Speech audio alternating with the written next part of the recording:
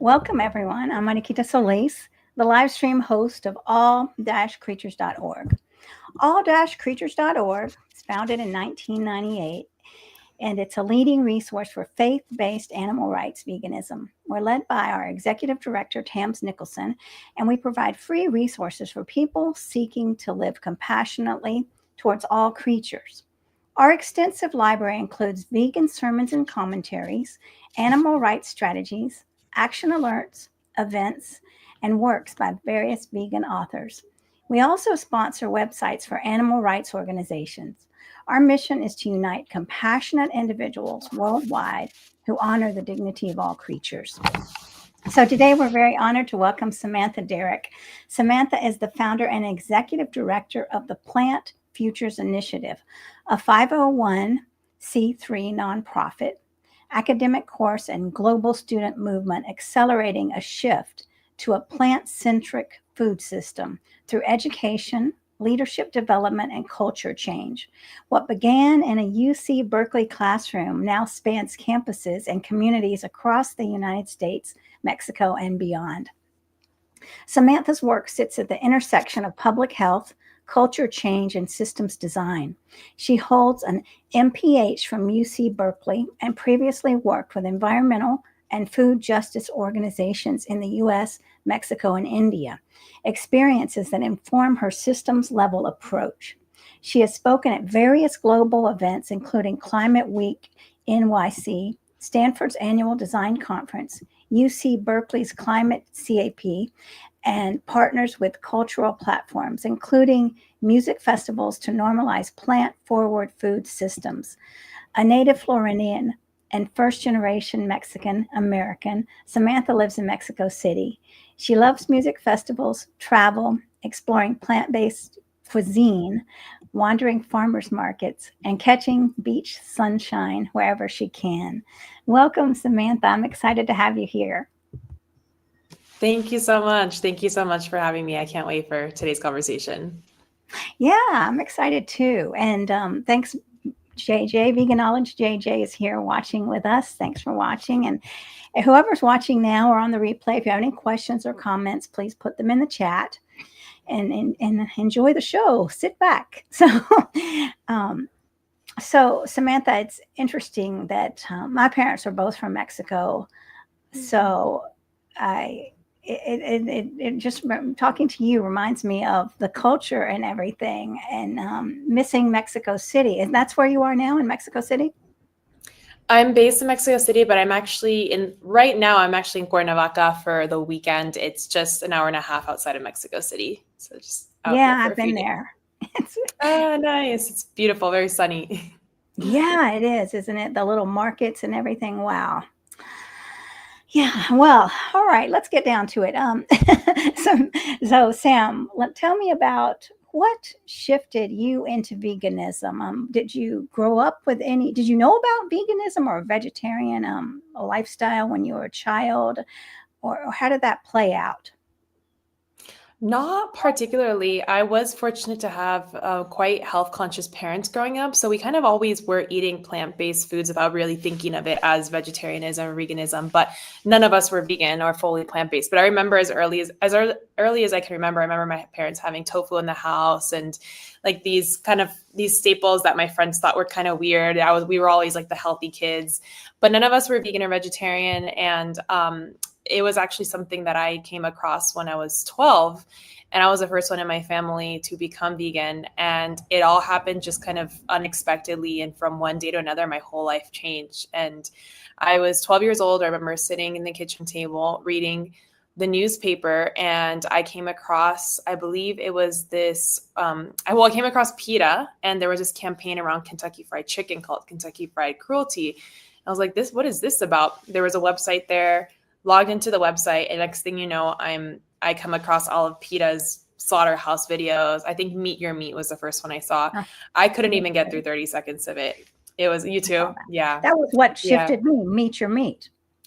Really? Wow. Yeah. That video seems to have changed a lot of people. So I'm always grateful for PETA and everything they've done. Cause that was what changed my life. It was stunning. I mean, I didn't want to believe it was real. It was one of those things where you just I couldn't even get through 30 seconds of the video and I was devastated. I just broke down crying because I loved animals growing up. I had pets. Like I was always very close to animals and nature. So to see that kind of suffering and to realize that that was the norm. I remember watching the video and thinking, this can't be real. This must just be one slaughterhouse. There's no way this is happening to animals. How can this be legal?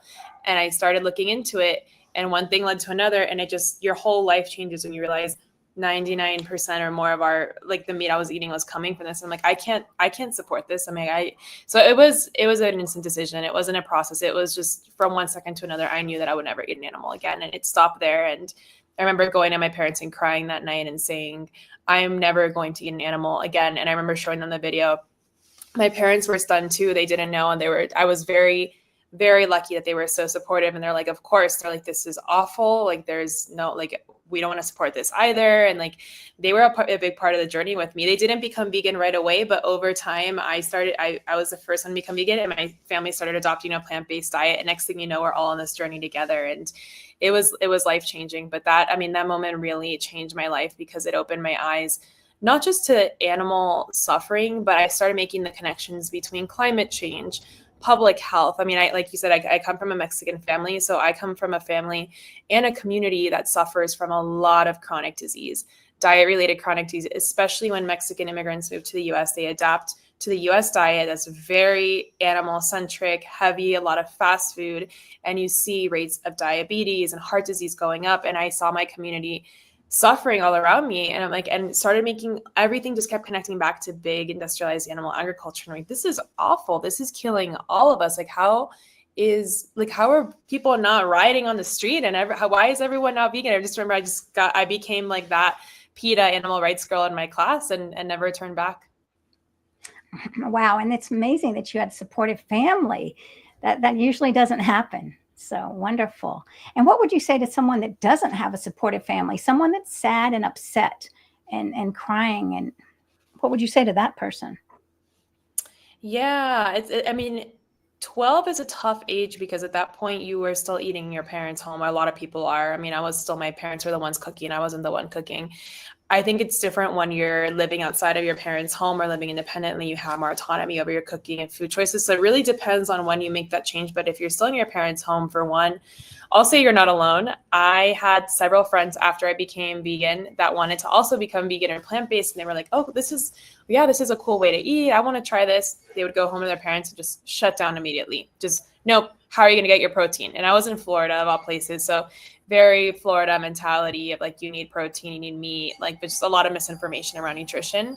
And my friends got shut down, and they felt like there wasn't much they could do. And I really feel for them because I mean, at that point, it kind of feels like your options are you either start cooking for yourself or you try informing your family, like you kind of living by example. And I had one friend who actually just did work. She started cooking for herself, showing her family plant-based recipes. They started loving it, adapting, and slowly they started opening their eyes to the benefits of plant-based diets and eventually tagged along. So I think it really depends on the family and how open they are to this new way of living and eating. But I would say, I mean, the biggest piece is community support. If you don't have support in your family, having support through friendships, through community is key, because it can be an extremely isolating way to live depending on where you are in the world. Most places in the world, many bigger like urban cities and areas are a lot more open to this way of living and eating. At the time when I became vegan, no one even knew what the word vegan was. People were not very open to it at all. There was a lot of resistance. So I remember oftentimes I was lucky to have my family support, but in school I felt very isolated because most of my friends were vegan. I got bullied a lot for being vegan. And I mean, over time it has completely reversed. Now I have a whole community of plant-based eaters. Everyone in my life is supportive of it or open to it. I'm just surrounded by so much love and support. And wow, what a difference does it have to have community compared to how those moments where I felt like I was really alone. It felt like it was me against the world. So I would say, don't give up. It's very normal to feel isolated at first because you're adapting. It's a whole new way of living that's not commonly accepted in most parts of the world. It's not necessarily like the easiest thing to do when you're switching your whole lifestyle. It takes time to adapt, but I promise over time it gets easier. And especially as you build community, like look for communities, even if it's your local. Pretty much every city at this point has some sort of local vegetarian or veg group. You can go to potlucks, connect. Even at vegan restaurants, you can go talk to the owners, talk to the people eating there. There's so many ways to build community at your school, at your campus. And that's part of what we're doing at Plant Futures, which I'll get to a little bit later, is building communities for students on different campuses to connect. But persistence and community, I think, are a huge part of it. And also really learn about it and understand the nutrition benefits of it. I come from a background of nutrition and public health, and you'll find that oftentimes when it comes to veganism, people are extremely misinformed about plant-based eating, and they'll just throw around these crazy comments. Like the protein one is a classic one. There just isn't evidence to support a lot of these comments that people make about veganism and these myths that there are. So if like you have research to back yourself up, if you have data, and the good thing is, remember this, the science is on our side, the evidence is on our side. No one can argue with that. So even you don't have to become like a nutritionist or go deep into all these peer-reviewed studies, but if you just get kind of the basic facts down and you're ready when that comes up, no one will defeat you in an argument. Like I still to this day, like I have not met a single person who has been able to like win in a nutrition debate because there just isn't nutrition. Isn't nutrition evidence to say that plant-based diets aren't healthy. They are. Not only are they healthy, they're one of the healthiest ways to eat in the world. So it's exciting. I love it. So I recommend that too. Get familiar with it. Yes, definitely. So how does the peace of not eating creatures manifest in your life today? Yeah, it has been, more than just like a physical, the physical benefits of it, which are amazing, the mental benefits. For me, the deepest part is the spiritual part. Like it has, I think, made me more, I feel more connected to myself, to the planet, to animals, to my friends than I ever have in my life. It is the single best decision I have ever made. I feel liberated. I feel liberated to know that I am not energetically carrying suffering in my body, that I'm not carrying the suffering and the energy of an animal that has suffered. And it is absolutely liberating to feel also the nourishment of plants and the life that plants bring to your body, and to feel connected to the earth in that way. It is just the most profound, just deep, most meaningful decision and way of living that I could have ever chosen. And every day, I just look back and I'm like, I still think this will always be the best decision I've made in my life. It has shaped the way I view the world. It has shaped, I feel like I was mentioning, I feel more connected to myself, more connected to others, more connected to life, because I'm not carrying like that energy in me. And I think it's energetic and it's spiritual more than anything. And it has shaped my career path. It has shaped my friendships. It has also just helped me question, and a lot of vegans know this, I think once you start questioning the food system and challenging that way of living and eating, you start questioning everything else around you. You become much more critical and curious too. Like I was like, well, how about all of these other systems that we live in? And like, is this really, like, I started questioning just like the way, everything from like my diet to like sustainable fashion to the other ways that I was living, and like asking myself, am I really living in alignment with my values? Like, what are ways that I can improve, not just in my diet, but in other capacities? How can I just spread more compassion and love in the world? And I think that's what it comes down to. Veganism has really showed me how to just like, it has really pushed me to share more love and compassion, because I think that's what makes us human at the end of the day. And it's just the most beautiful way of living. And I could not recommend it more.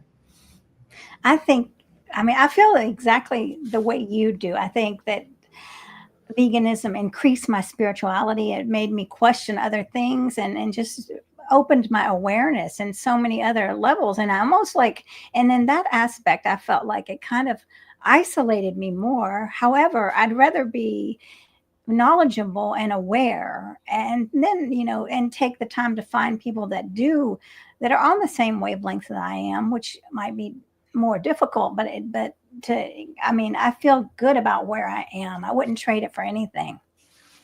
So Absolutely. I couldn't agree more. And I think, of course, there's this quote, and I forget what it is, but it's something about like, the more you stand up for something in the world or like take a stance on something, you're getting resistance, and people who don't like it is part of the process. And that's something I think I've had to learn to accept. Like, there will always be people who don't like what you're doing, who don't like what you're saying.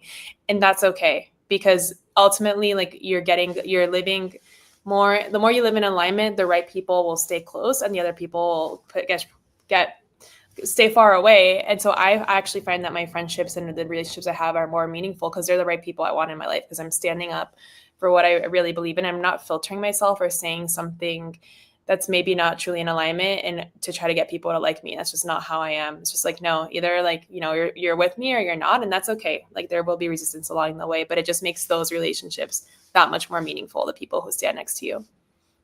That's very true. So, what has been your most memorable experience as a vegan in your life so far? That's a great question. I think, gosh, so many. I think it has really shaped my career trajectory, which I'll get to more in a little bit. But when I found this way of living that was so in alignment and just so exciting, like I was like always like watching all the documentaries and reading all the nutrition books and cooking new plant-based recipes in my house and sharing food with family and friends. Like it just became such a core part of my life. And that feeling of being like, wow, I have found something that is so in alignment. I'm like, I want to feel like that in all aspects of my life. I want to feel like that in my job, in my relationships, and everything I do. Like this is how it should feel. Like that's something where that feeling where you just know it is for you. Like veganism has just taught me that feeling. And now it has kind of set the bar of like what it feels like to live in alignment in the world. So that has also pushed me to be like, well, you know what? I want to feel like this in my career. I want to feel like this in my relationship. I want to feel like this in all aspects of my life. So I would say, I mean, your career, your job is what you're going to spend the most hours of your life doing on this planet. And it is really surprising to me how many people aren't very thoughtful about it. They kind of just get whatever job is easiest and fastest, first job offer coming out of college, because I mean, in a lot of circumstances also, we need money to pay rent. And I think it's like, we also live in a very expensive world, and, there are whole issues with like capitalism, the way the world is structured, which yes, we all need money to live, but it is like shocking to me just how little thought is given to jobs outside of just like, well, what's the highest paying job I can get? And it stops there. And suddenly and eventually it's going to come back to you. I mean, if you're doing a job, if you're getting paid well, but you're not really working or living in alignment, your day to day, like all of these hours that you're putting into something, it's not going to sustain. Either the job won't sustain, or your mental health won't sustain. And that's something I've seen so many people around me and especially now, I think now more than ever, there is this craving and want, and like Gen Z and millennials who are just looking for more, students are looking for values aligned careers than ever in history, because I think people are fed up of just working, just being part of the system, doing something to help, like, this bigger corporation that maybe isn't doing anything for the world, or maybe is doing harm to the world. And I think people know that at the end of the day. I mean, when you're doing something that is aligned or not aligned. And it gives me hope that so many students are looking for meaning, like about careers that are so aligned with their values and meaningful. And that's something, again, that we're doing at Plant Futures. But for me, I think that has been the most transformative piece of part of my life, is starting Plant Futures, which is now my full-time job, fully in alignment with, veganism, plant-based food systems, animal rights, public health, all of these areas that I care about. I have never felt so liberated and free and happy to wake up every day and do a job that I love so much, to the point, I know it's like the cliche thing, well, it doesn't feel like work, and it really doesn't. Like I wake up and I'm excited. I have the most amazing team. We have so many fun projects. I'm traveling, to the point where sometimes like there's a blur between like, is this work or fun? Or maybe this is what work is supposed to feel like. I have so much fun in my job, and it's impact focused, it's mission aligned. And I think it has made me really truly see like, oh wow, this is actually what work should feel like. Work should feel fun. Like we should wake up every day and do something that we're enjoying. Of course, every day is not going to be perfect. There are going to be hard days, but overall, like if you are investing so much of your life into something, in your heart and soul into something, like it should be fun, and it should be something you're looking forward to. And that is something that I'm grateful veganism pushed me towards. And if it wasn't for veganism, I don't think I would be working on Plant Futures today. And I really don't know what I would be doing, but I think that is one of the biggest impacts it's had on my life. Yes, and living in alignment is so important, because I mean, when we live out of alignment, then we feel sick inside. And once we know about what's the suffering in the world, I mean, we can go back to the old way, but our core is going to keep nagging at us. to like, what's right. Your conscience is still going to be there saying you have to do what's right, or you're going to be living an unfulfilled, conflicted life. Absolutely, absolutely. And it will come back to you. I mean, as much as you try to suppress it, you're going to be carrying that in you, and one day it's going to come out one way or another. Sometimes it's like, your mental health, sometimes it's anger, sometimes it's depression, and just being really cautious of that is important and how it's going to impact your life. And it's never too late to change career trajectories, no matter what age you are. Like, it's never too late, to take a step back and like look at the bigger picture of your life. I mean, like, is this the life I want to live when I am at the end of my life and I look back?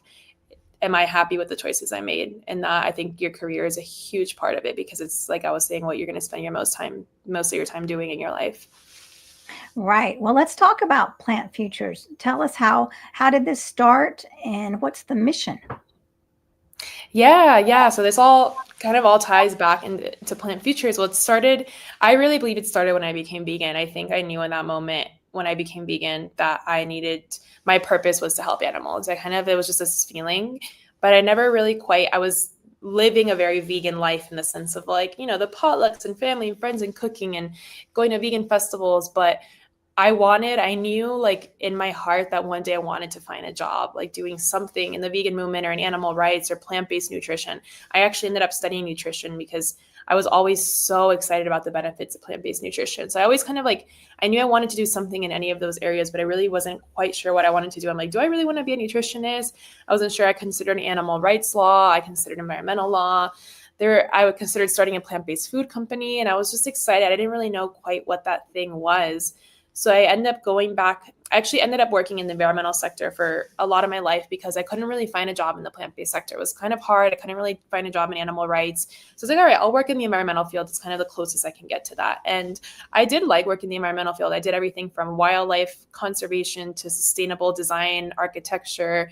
I worked for a clean tech startup for a few years, but deep down in my heart, I knew I want to do something for animals, like more directly in the plant-based movement, but I didn't really know what that was. So I was called to go back to grad school. One day I was like, you know what? I really want to go back to grad school and just kind of shift my career trajectory. And I also love school, so it was an easy decision. I wanted to go back to school. So I chose public health. I went to go back, get my master's in public health.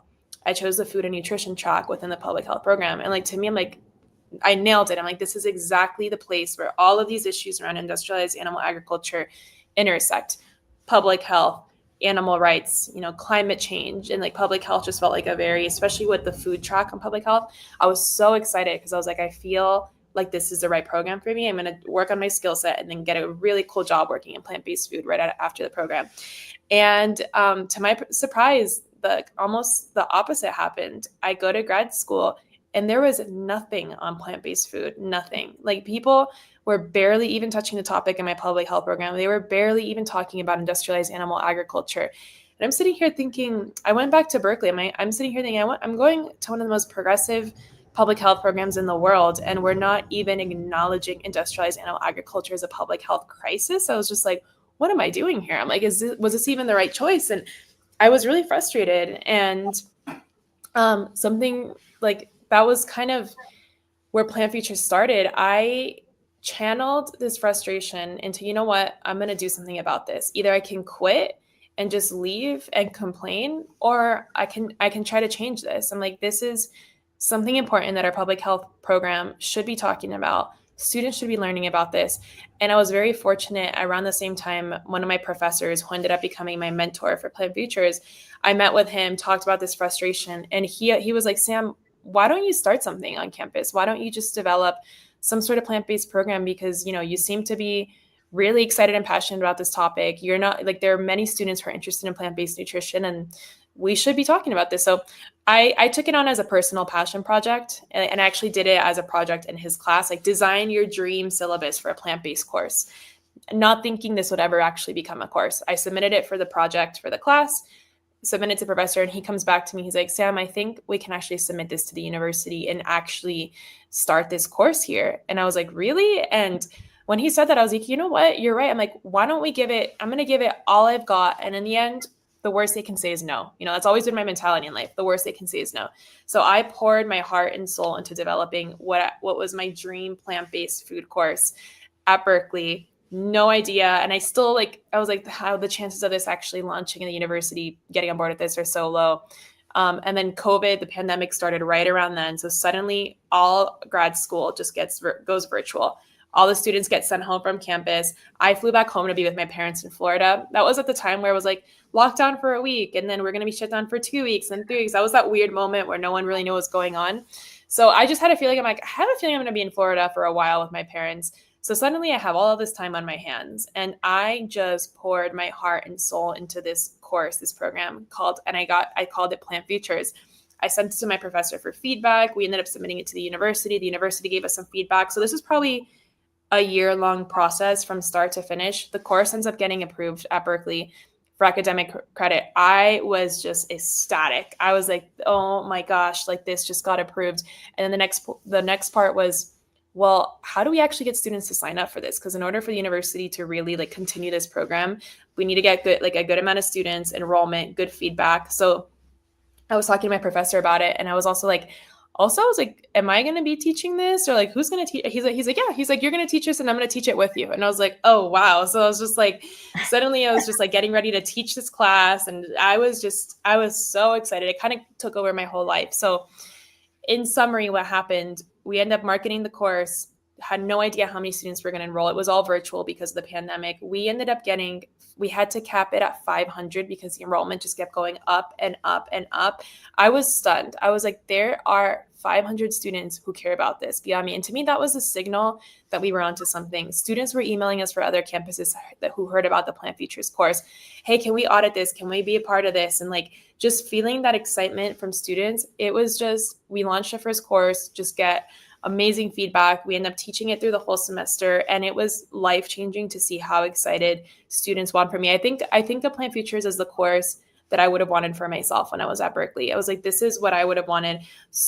We helped students get jobs after the course. We worked with different companies on projects with students, plant-based companies. It just kind of became this career accelerator. One thing led to another, ended up getting a team working with me. I ended up graduating, and my professor ends up being our first donor for the nonprofit. He's like, Sam, I think we should start a nonprofit, an educational nonprofit, the Plant Futures Initiative, so that we can start this class and this resource on other campuses. This was about 5 years ago, and it has grown so much since then. We have about 100 universities in our network now.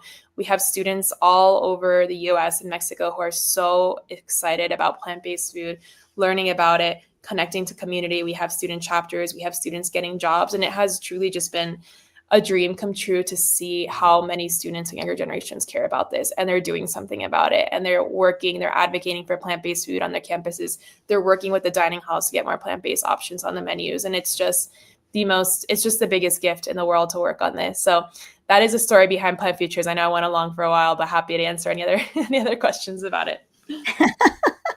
It is, yeah, and Tams is watching, executive director, and she's saying amazing. Yeah, it is amazing, isn't it? I was sitting here and just believe that is.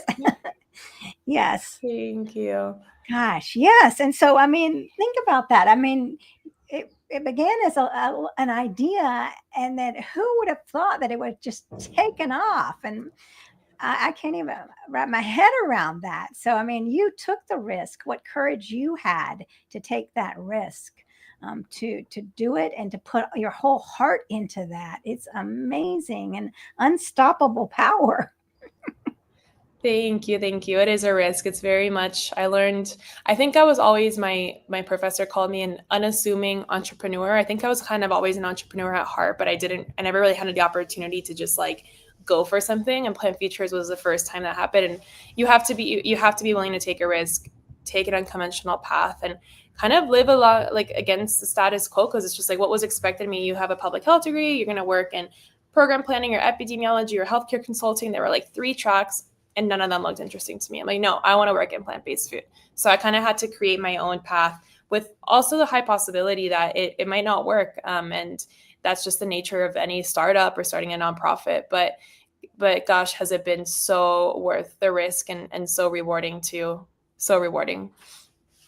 Yeah. So what's been your organization's most proudest moment? Is there one that you could think of? Yeah, gosh, there's been so many. I mean, I see two, maybe I'll choose two recent ones.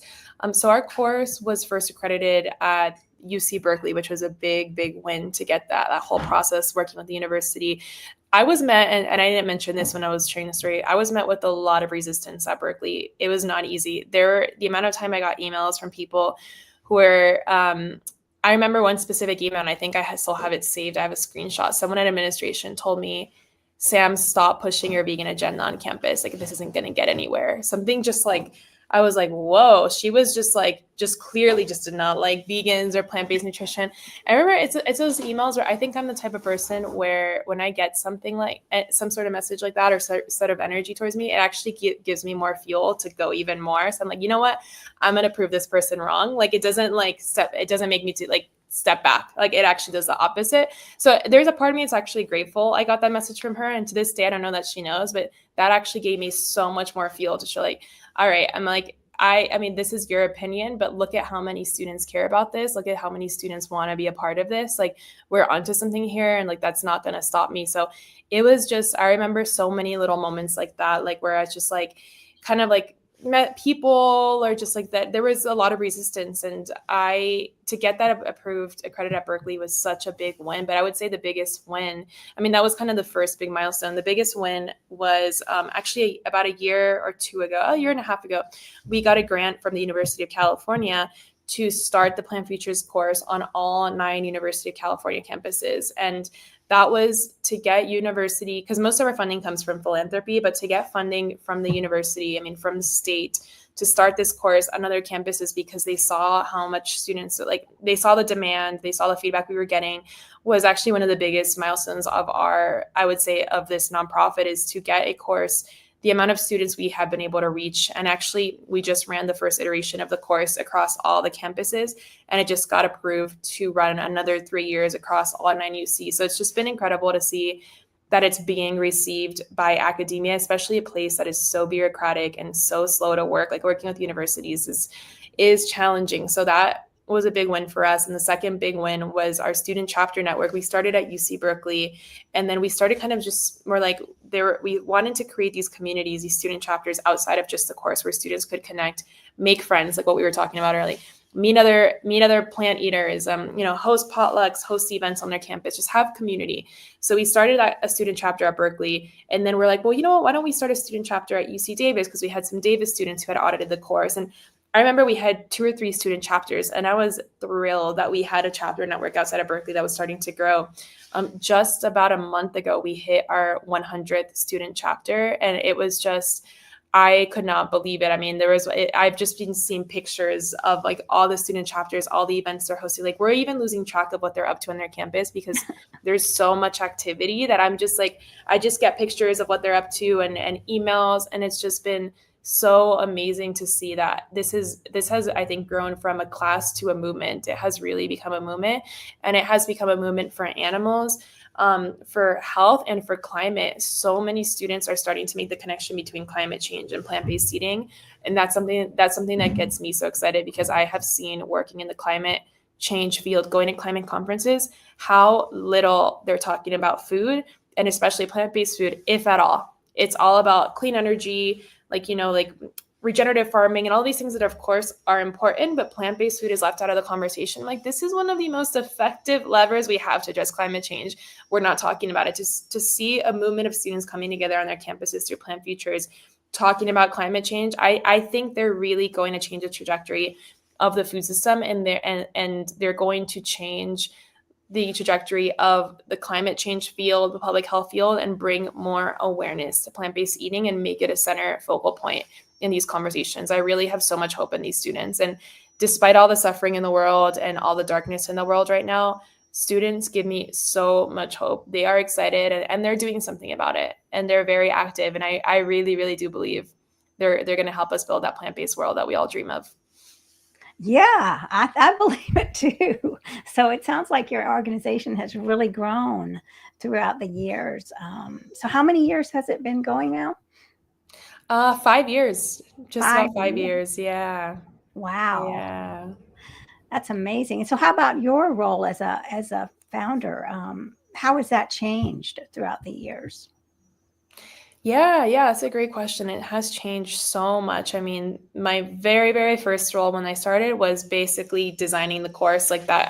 I think back at like I was on a Google Doc just writing a syllabus for this class project. So I was designing the curriculum. So I was just thinking of like what kind of information, would I have wanted to learn as a student. So I remember like going through this Google Doc and I had a public health section, I had a climate change section, I had an animal rights section, I had all of these like modules. And then within those modules, like what do we want to teach students about plant-based food system and climate change? How about animal rights? And I remember just kind of like filling out the syllabus, and we teach the first course and then we get this amazing feedback. And like any course, like we're always iterating and changing it and making it better for the next semester. Like what could have been better? Like were there topics that we didn't cover that you want to see? So a lot of my role that first maybe 1 to 2 years was curriculum design and co-instructing. So I was teaching the course on campus.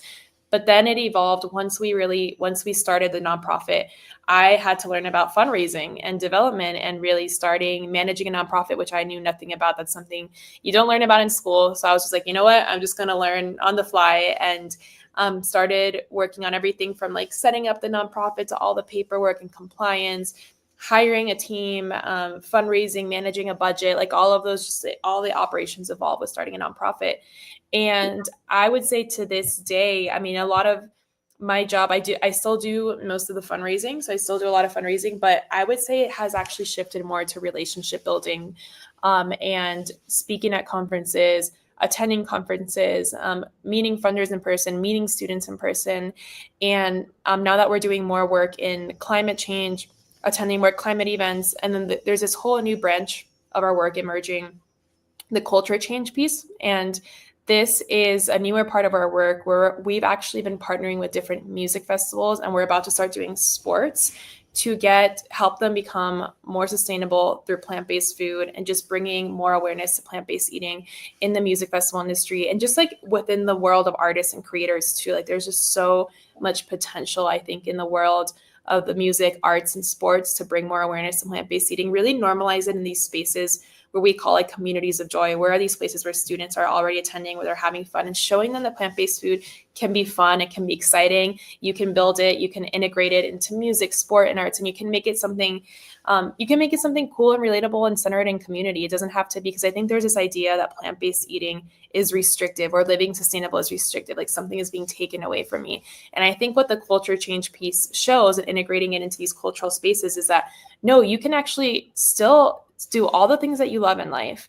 And not only are you not getting something taken away from you, but it's actually enhancing the experience. You're going to a festival, you're recycling, you're eating plant-based food, you're wearing secondhand fashion. And it actually, like we've talked to attendees, we're like, no, we actually feel better. Like you're living in alignment, you're having fun, and not feeling like you're doing harm to the planet.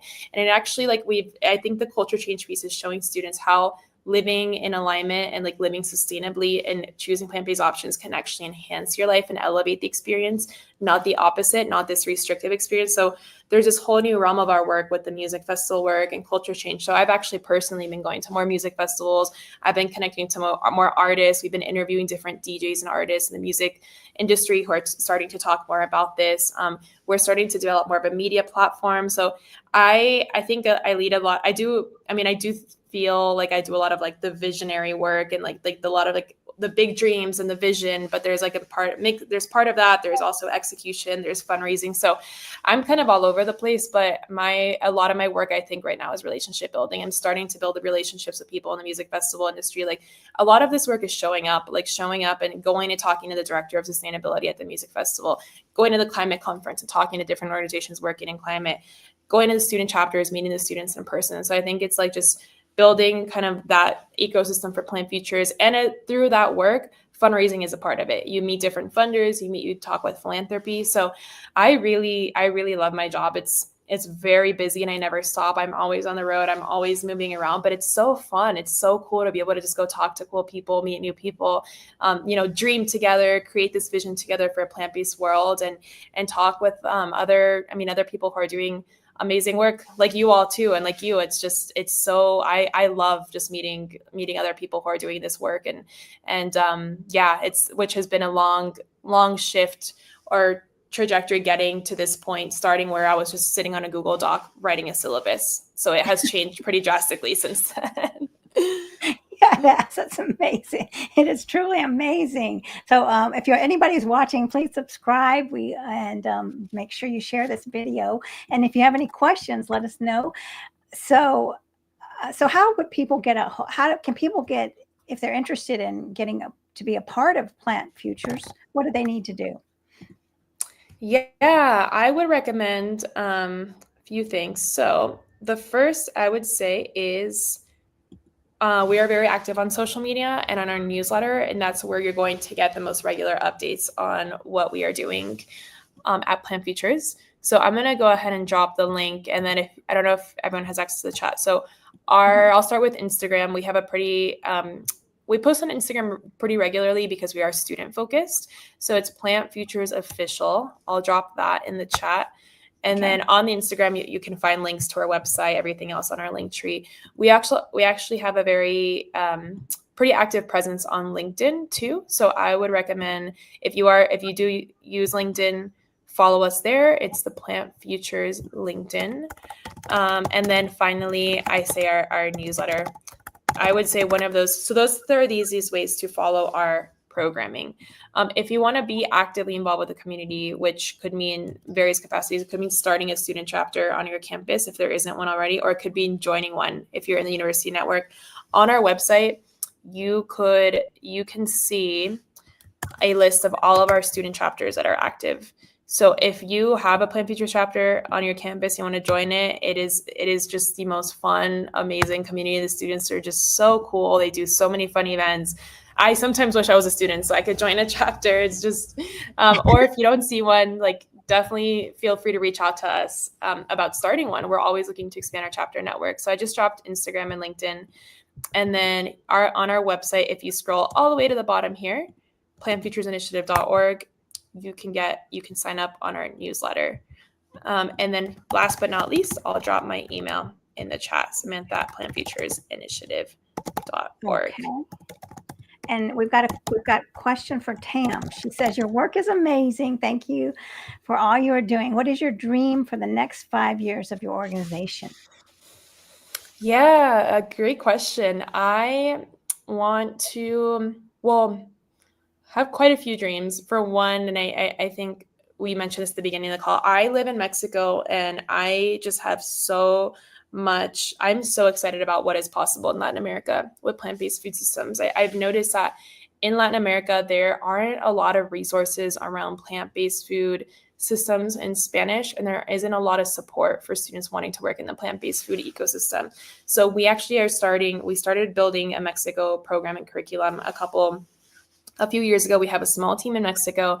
We actually just got our first grant to start our first Plant Futures course in Spanish launching next year. And I'm so excited because I just have this dream of Plant Futures just totally like blooming in Mexico, starting a course, starting a curriculum here, and creating a model because it's in Spanish that we can hopefully scale across Latin America. And just, I mean, my vision for this work has always been, how do we make this information as accessible as possible and reach as many students as possible around plant-based food? So I have a dream of creating like a movement, a curriculum, a student chapter community in Latin America where students all over Latin America and Mexico are joining Plant Futures, are taking the course. If they want to learn about plant-based food, if they want a job in the plant-based food sector, we are there to support them and they can get that job. Like if you're a student, like you will not feel that feeling. Or if you want to join a community, there will be a local community chapter at your campus. Just Latin America globally, but I think we kind of have to take it one step at a time because I see potential for Plant Futures to grow all over the world.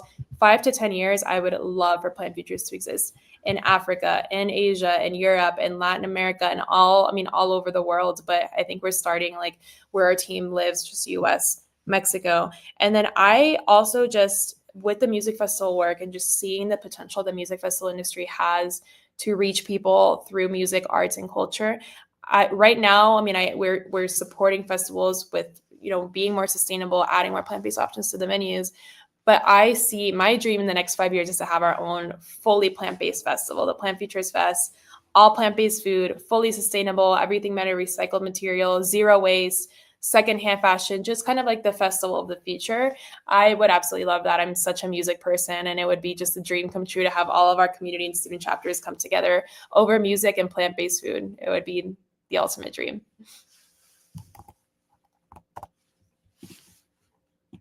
Oh, I think I might be frozen. Not sure if you can still hear me.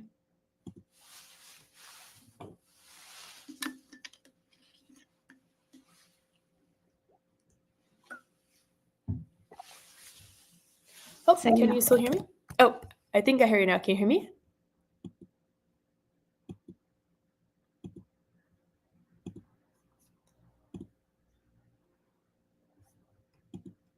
Oh, you're frozen on my end. I'm not sure if you can hear me.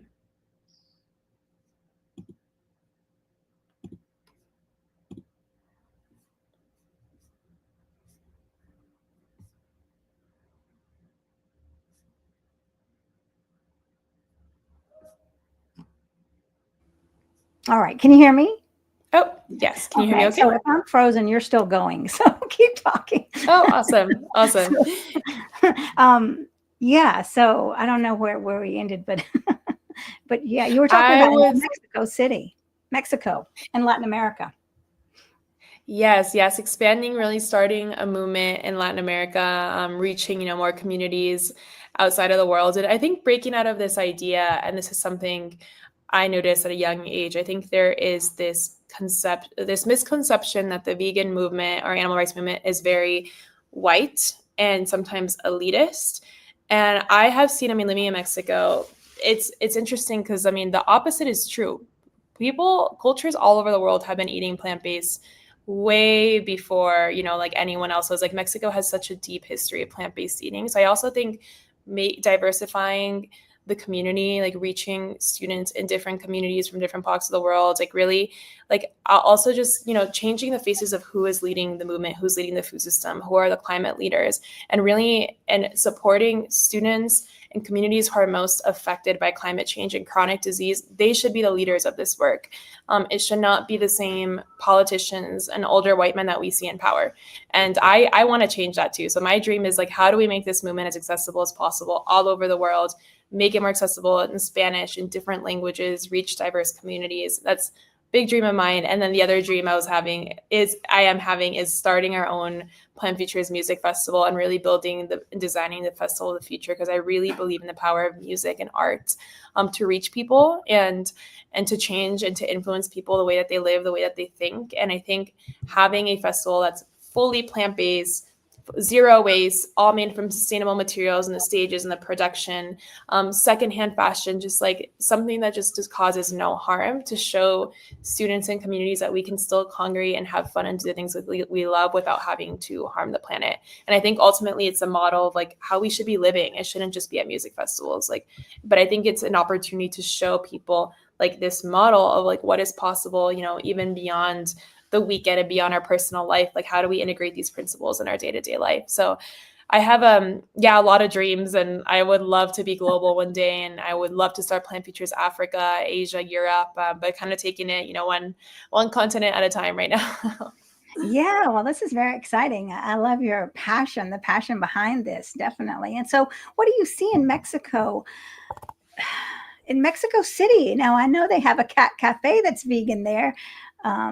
But is it, I can't remember the name of it, but anyway, I enjoyed my time there playing with the cats and eating vegan food and vegatitos or vegatos or something. But nevertheless, how do you see shifts there towards plant-based eating and towards, now, is bullfighting illegal there? I can't remember. I can't keep up.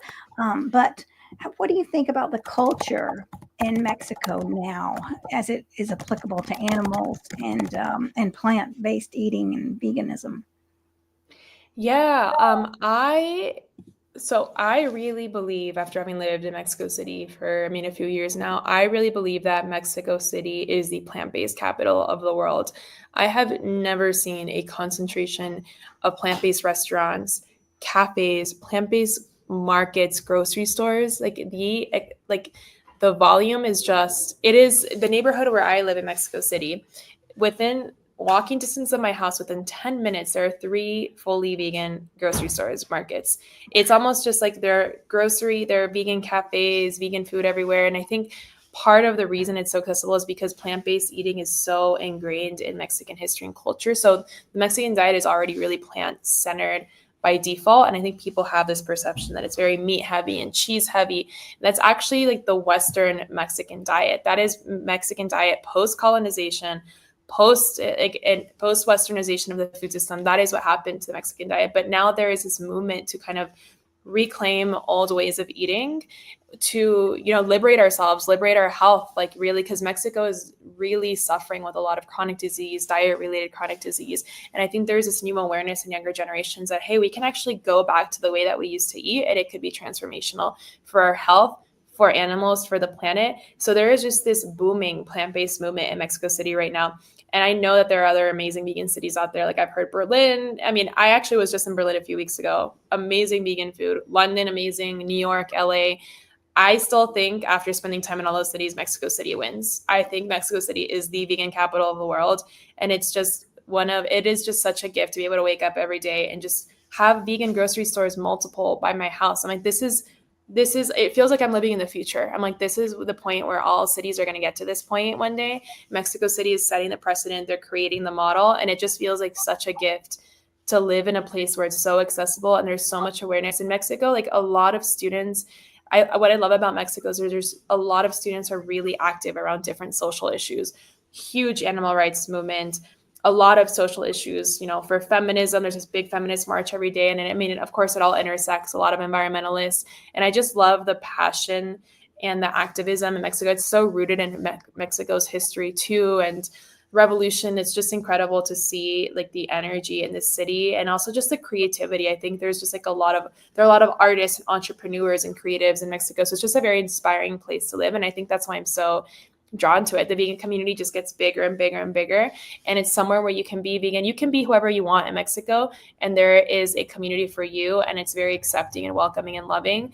And there's something for everyone there. And it's just, it feels like the city of the future in a lot of ways. And I'm just so grateful for it. There's a lot of animal rights activism, a lot of incredible groups and organizations doing work. So that's why I am so excited about the potential for plant futures to grow in Mexico, especially right now. And one last thing I'll mention on that, Mexico, I mean, just elected its first female president not that long ago. She's a climate scientist. She has a background and training in climate science from Berkeley, and she is like on board. She's been working on some efforts to integrate more plant-based healthy options on school menus and lunches. So like when you compare that to the U.S. politics right now, it's like night and day. I mean, Mexico is like the emerging leader in agriculture and food and climate. So I'm like, I think like there's such an opportunity to invest resources for growing the plant-based movement in Mexico right now, because they are setting the stage for sustainability and climate action globally.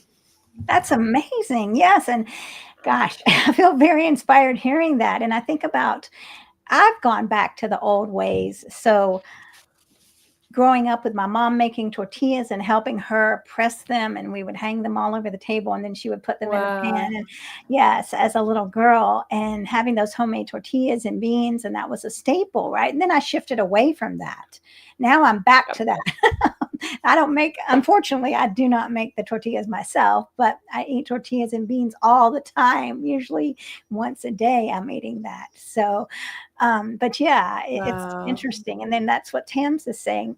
Thank you so much for reminding Americans that we have colonized so many other cultures' foods to make them flesh, dairy heavy when they are not. Absolutely. That's a whole nother topic. I could do a whole nother presentation, and I studied that, and I did a paper on grad school in that. I mean, around decolonizing diets and this perception that the Mexican diet is meat and cheese, and it's not. I mean, the Spanish brought dairy there. They brought sugar, a lot of staples that completely wrecked the Aztec diet and the diet a lot of the native communities. And then we get this second wave of westernization of the U.S. starting to ship all these horrible packaged fast foods like products and stuff to Mexico. So there are these two waves that really just kind of have this huge impact on Mexico's food system, and it's just not at all representative of what they were eating. I mean, the Aztecs had a predominantly plant-based diet. Meat was a luxury, but they were eating huitlacoche, chiles, maíz, tortillas, beans, like all of these things, you know, these staples that I still have in my house today. And I'm like, they're the simplest, I think they're the simplest, most delicious, most accessible, healthy, and cheapest way to eat in the world. So that's also when people try to argue that veganism is expensive. I'm like, have you ever just gotten some beans and tortilla and like tell me how much that costs compared to the steak you're buying? Like, I'm like, how can you even argue that? It is like the most affordable way to eat. It's just, so I'm glad to know that you grew up eating that way too, because it's the best. So good for the soul too. It is the best, and people expect when they ask me, like, what do you eat? They think I'm going to give them this very complicated thing, and I say beans and tortilla a lot, tofu scramble, oatmeal. Yes. With bananas. It's very simple and cheap. Exactly. It's the best. Yeah. We actually just ate last night at this fully plant-based Mexican restaurant in Cuernavaca, and they had like all the staples, but they also had all of like the street tacos, chimichangas, enchiladas, but all plant-based. They just substituted with like different soy meats and seasonings, all these salsas, vegan cheese, and it was just incredible. You would never know. You could take someone who's not vegan there and not tell them, and they wouldn't know. And I'm like, it's just incredible. I'm like, this is the future of food right here. We can eat in a way without having to give up anything, without having to feel like you're, like giving up your culture or something you're used to, and do it in a way that's not harming anyone or the planet. That's better for your health. That's cheaper. So it's like, why wouldn't you? It's just, it's incredible to see it becoming more accessible. Yeah, well, I'm going to have to come and visit you. I have tons of more than 100 cousins in Mexico, so I should start visiting them. Yeah, they're all over Mexico. So yeah. So, well, the big Catholic families. So yeah, same. I have a bunch of my mom's family members out here too. Yeah, well, if you ever come, let me know. I have this whole guide of vegan guide I've made for Mexico City with all my favorite spots. Wonderful. All right. All right. So I see that we're coming to the end of the show. We'd love to have you give a few words, and also remind everyone, if you'd like to make a one-time or reoccurring donation to help this program continue on, and all the other wonderful segments that we have with all-creatures.org, please go to the webpage, and the donations links are there. So yeah, thank you so much. And let's hear your final wisdom, Sam. And remind us again where to find you on LinkedIn and. Yeah, great question. Let me do that first. I'll just drop that in the chat. I think I put them all in the chat. So. Oh, cool. Perfect. My LinkedIn is, you can just search for me, Samantha Derrick, and then you can find the Plant Futures LinkedIn through there as well. I would say because so much of our work is student and youth focused, for students looking for jobs or trying to find that career that's aligned with their meaning, or not sure where to start. Like I mentioned earlier, community is part of it, finding community. But I would say one of the things that has changed my life the most, and I would recommend to every student in our network, is finding a mentor. Find someone who is either already living the life that you would want to live, living the lifestyle you want to live, or working in the sector you want to live. Mentors have completely changed my life. My mentor who helped me start Plant Futures, who gave me that idea, who guided me on fundraising. I don't think Plant Futures would exist today if it wasn't for my mentor. So find a mentor. None of us can do this work alone. Like, we cannot do this work alone. Like, we need support. We need mentors. We need community. And that is absolutely, absolutely key. And then the last, I think, word of advice or wisdom for careers, not just for careers, for designing your life, like whatever it is, like it should be fun. And going back to what I was saying earlier, it should be fun and it should be centered in joy. And like, intuitively, I think in your gut and your heart, when something is aligned with the way you want to live. And if it's not, like letting it go. I think that's like a really kind of centering and trusting your intuition when that happens. Because I see far too often students like dragging something on, whether it's the job, whether it's the relationship, whether it's the city they're living in, when they know it's out of alignment. And has been for me, like living in alignment has been the most liberating, transformative experience of my life. And that started with veganism, now in my job. And it's just, that is like, I really push everyone around me to do the same. And like I said, mentor, community, persistence, and have fun with it. Yes. Well, thank you so much for your courage. Wow. To live in alignment, because it takes courage to live in alignment and to really have that introspection, right? That self-awareness. Just takes courage to look inside of yourself and to say, what do I want? What feels right for me? So thank you for being an inspiration to us all, Sam. I really appreciate it. And gosh, and good luck with everything. And plant future. So Tams is, and I want to thank Tams definitely, and she is saying an excellent interview. Thank you both. Thank you for watching, Tams, and thank you JJ for watching, and everyone watching behind the scenes and on the replay. So thank you so much, Sam, for joining us. I appreciate it, and we know where to find you. Everybody, reach out to Sam, and we'll all take action and live in alignment with our lives. Yeah, thank you so much for having me. Thanks for the conversation. And thank you all as well for all the amazing work you're doing. Like I was saying earlier, I mean, the best part of my job is connecting to amazing people like you all and knowing that there are other people out there doing the work and building a plant-based world. And I know we're going to do it because we're all stronger working together. So however I can support you all, the work that you're doing, please let me know. But grateful to have been a part of this show with you. Thank you. All right. Well, we'll see you next week. Bye-bye, everybody. Thanks, Sam. Bye.